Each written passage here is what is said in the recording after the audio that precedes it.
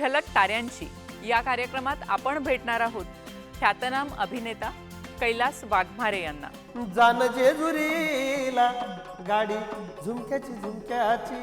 मराठवाड्यातील ग्रामीण भागातील एक मुलगा सकाळी मी नेहमीसारखं गोठ्यात काम करत होतो. ज्याला मराठीचा प्राध्यापक व्हायचं असतं, तो मुंबईत येतो, अभिनयाचं रीतसर शिक्षण घेतो आणि त्यानंतर अनेक चित्रपट आणि नाटकांमध्ये काम करतो. बाई पाचूच्या वनात.